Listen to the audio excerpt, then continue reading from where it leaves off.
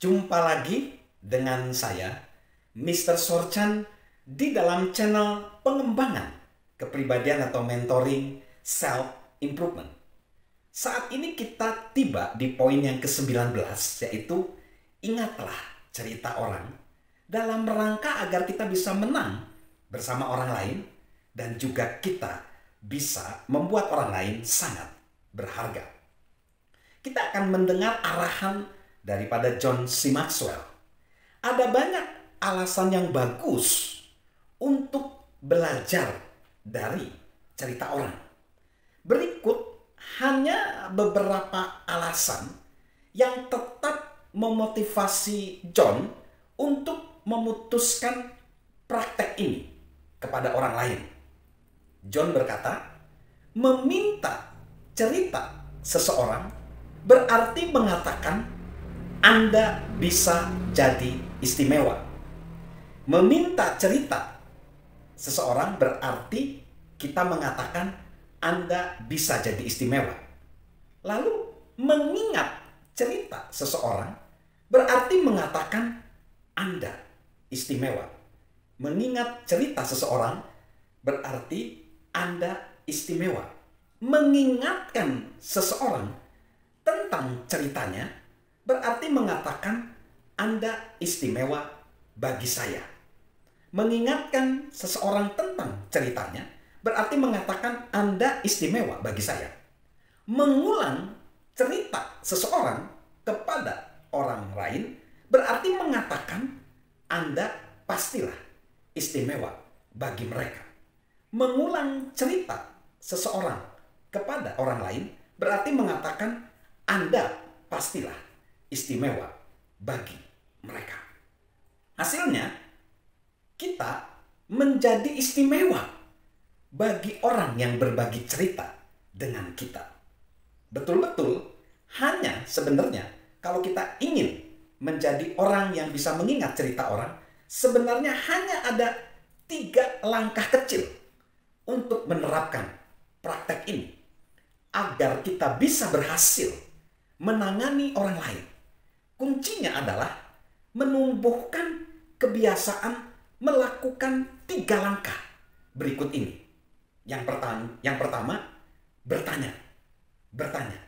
Saat kita bertemu orang lain, setelah berbasa-basi dan mengawali dengan senda gurau, jangan ragu-ragu, ajukan pertanyaan dan gali lebih dalam untuk bisa mendengar cerita orang itu.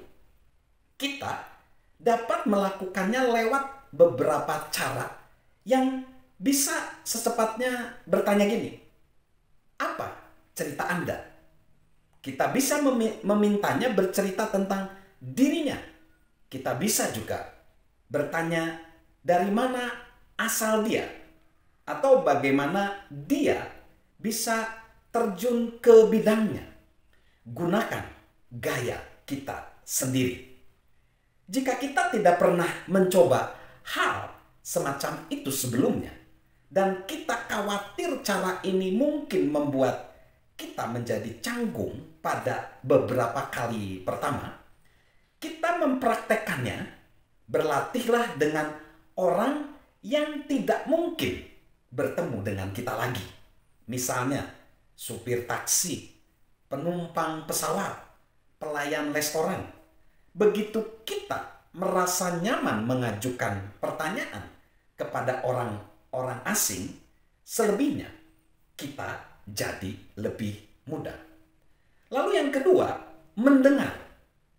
Bertahun-tahun yang lalu, John C. Maxwell membaca daftar saran untuk mendengarkan dengan lebih baik. Berikut kiatnya. Tatap mata pembicara. Beri perhatian, jangan memutar bola mata atau meringis saat kita mendengar sesuatu yang tidak kita sukai. Lalu jangan menyela. Jangan menyela. Cobalah ucapan seperti lanjutkan atau saya mengerti.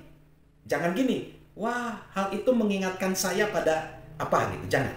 Lalu beritahukan pendapat kita mengenai apa yang kita dengar kepada pembicara, mulailah dengan berkata gini, coba saya lihat apakah saya mengerti.